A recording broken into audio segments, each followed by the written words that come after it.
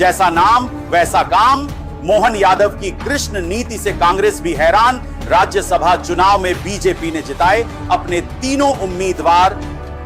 नमस्कार, मैं हूं आशुतोष शर्मा। आप देख रहे हैं राजधानी तक।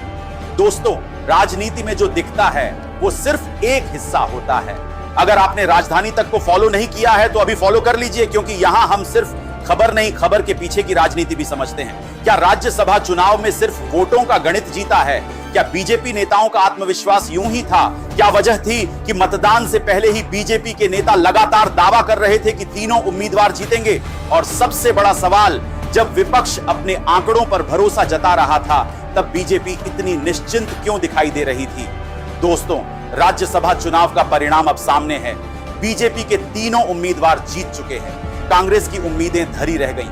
लेकिन इस चुनाव की सबसे दिलचस्प बात सिर्फ नतीजा नहीं, बल्कि वह आत्मविश्वास है जो परिणाम आने से पहले ही बीजेपी नेताओं के बयानों में दिखाई दे रहा है। कैलाश विजयवर्गीय हों, हेमंत खंडेलवाल हों या बीजेपी के अन्य नेता, लगभग सभी दावा कर रहे थे कि तीनों उम्मीदवार जीतेंगे।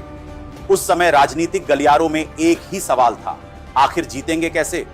यहीं से शुरू होती है उस रणनीति की चर्चा जिसकी उंगली कई लोग मुख्यमंत्री डॉक्टर मोहन यादव की तरफ उठा रहे हैं। महाभारत में भगवान श्री कृष्ण स्वयं युद्ध नहीं लड़ते, लेकिन पूरी लड़ाई की दिशा तय करते हैं। उनकी सबसे बड़ी ताकत थी लोगों को जोड़ना, विश्वास बनाना और सही समय पर सही निर्णय लेना। जब मोहन यादव को मुख्यमंत्री बनाया गया था, तब कई लोगों ने उन्हें कम आंका था। प्रदेश की राजनीति में पहले से कई बड़े चेहरे मौजूद थे, लेकिन मोहन यादव ने धीरे धीरे अपनी अलग शैली विकसित की।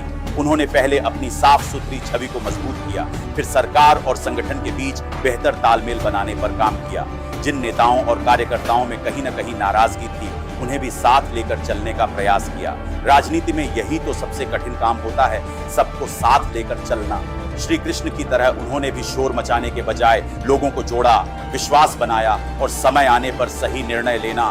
मोहन यादव को समझने में राजनीति ने देर कर दी, लेकिन मोहन यादव ने राजनीति को समझने में देर नहीं लगाई। अब राज्यसभा चुनाव के परिणाम के बाद यह चर्चा और तेज हो गई है कि क्या यह सिर्फ 3 सीटों की जीत है या फिर मोहन यादव के नेतृत्व पर लगी एक और बड़ी मुहर। क्योंकि राजनीति में दावे बहुत किए जाते हैं, लेकिन हर दावा सच नहीं होता। यहाँ दावे भी हुए और नतीजे भी उसी दिशा में आए। खैर, यतो कृष्णस्ततो जया, अर्थात जहां कृष्ण की नीति होती है वहां विजय का मार्ग निकल ही आता है। नमस्कार, मैं हूं आशुतोष शर्मा।